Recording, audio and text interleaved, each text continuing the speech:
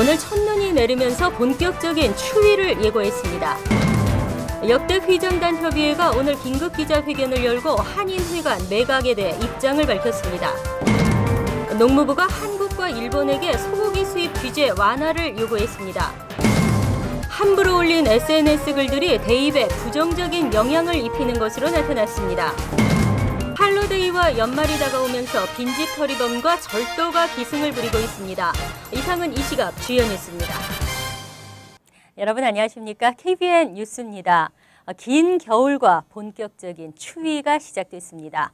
오늘 올 들어 처음으로 영하권으로 떨어지면서 첫눈이 내렸는데요.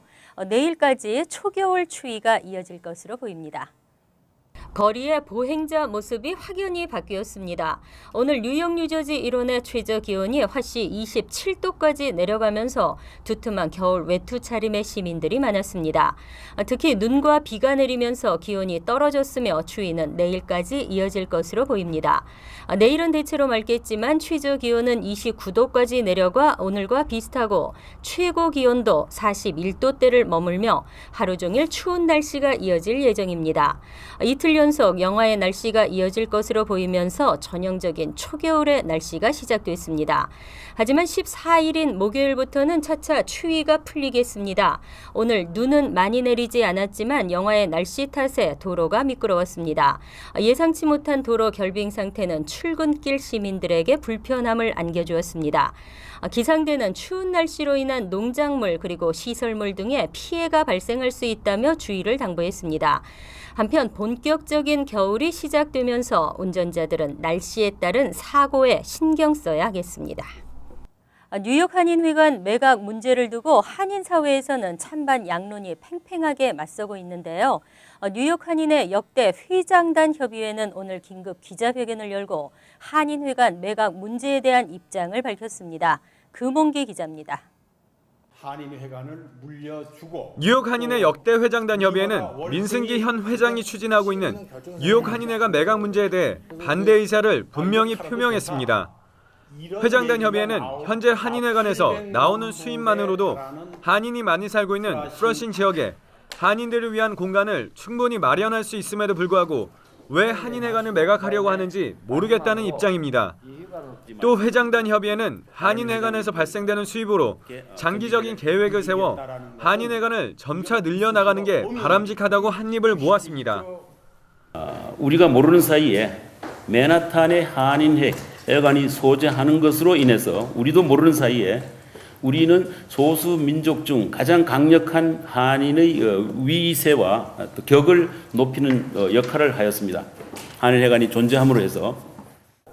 하지만 민승기 회장은 회장단 협의회가 단호한 반대의 뜻을 밝혔음에도 불구하고 한인회관 매각을 계속해서 추진해 나가겠다는 입장을 밝혔습니다. 과거를 보면 전쟁이라는 의견이 맞습니다. 그러나 한인사회의 미래를 보고 뉴욕 한인회의 미래를 보면 저는 퀸스 지역에 한인회관이 옮겨지고 뜨거운 감자로 떠오른 한인회관 매각 문제가 한인 사회에서 찬반 의견이 첨예하게 대립하고 있어 두 그룹 간 파벌 싸움으로 이어지지 않을까 우려되고 있습니다.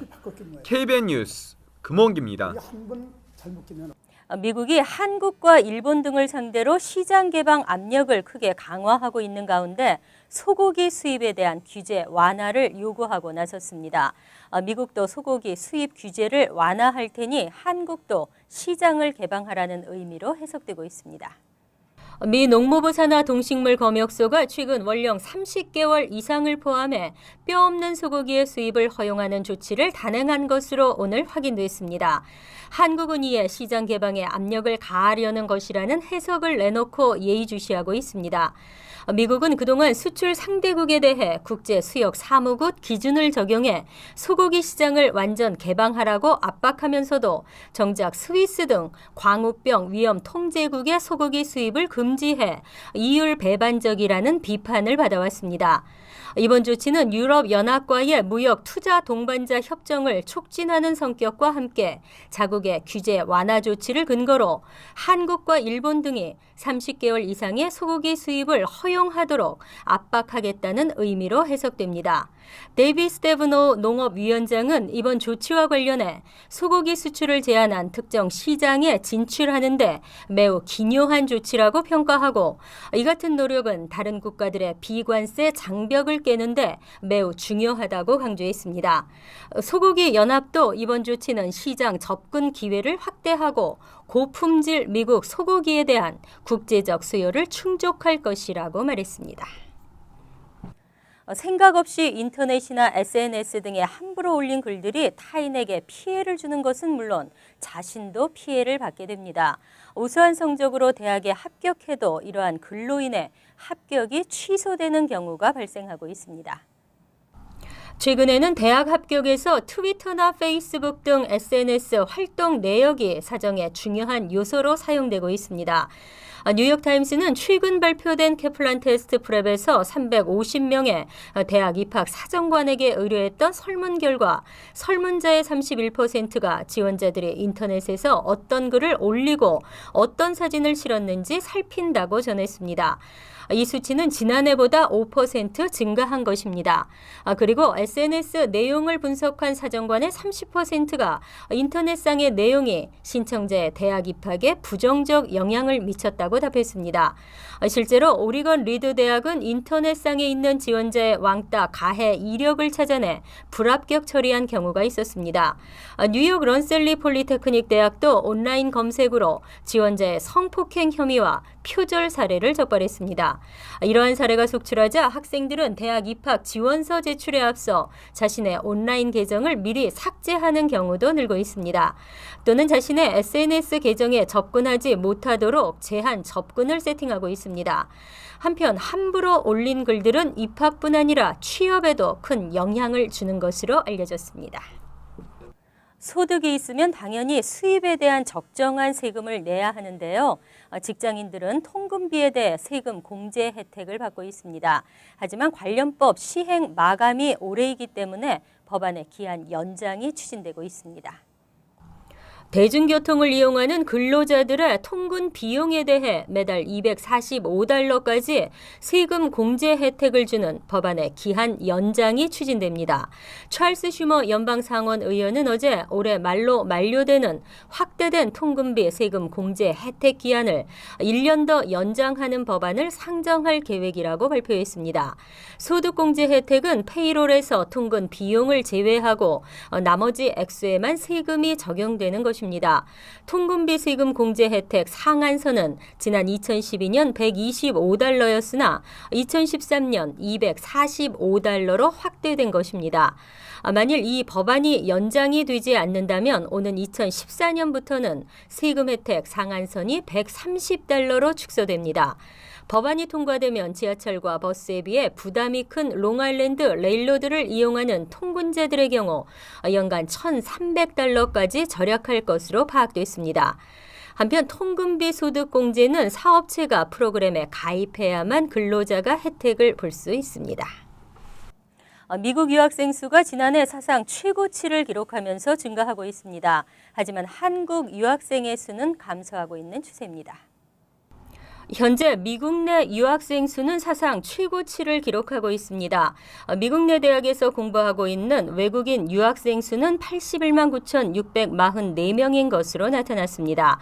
이는 비영리 기관인 국제교육원과 연방국무부 교육문화원이 어제 발표한 연례 보고서에 따른 것으로 유학생의 수는 지난해보다 7.2%가 증가했습니다.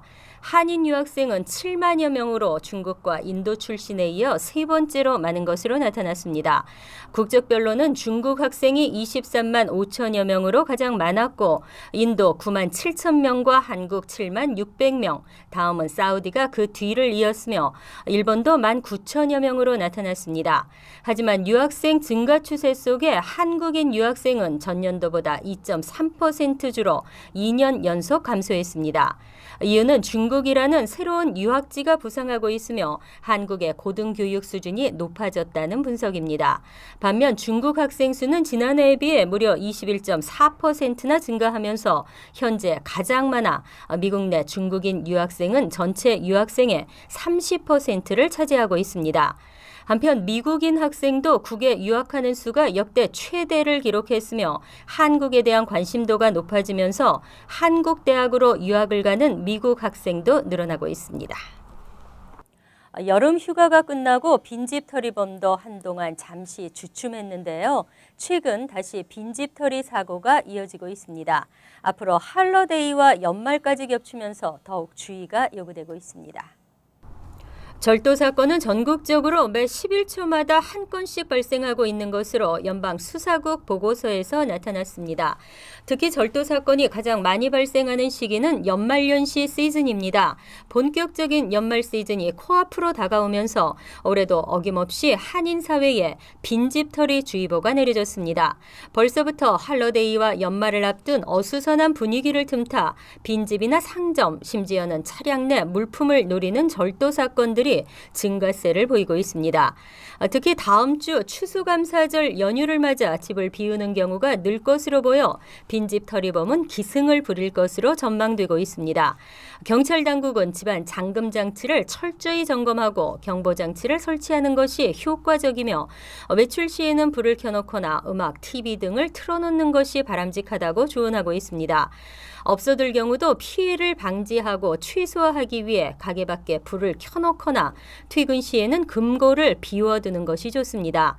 또한 차량 내 절도를 피하기 위해서는 핸드백, 셀폰, GPS 등 도둑들의 타깃이 될 수 있는 물건은 차량 내에 두지 말아야 합니다.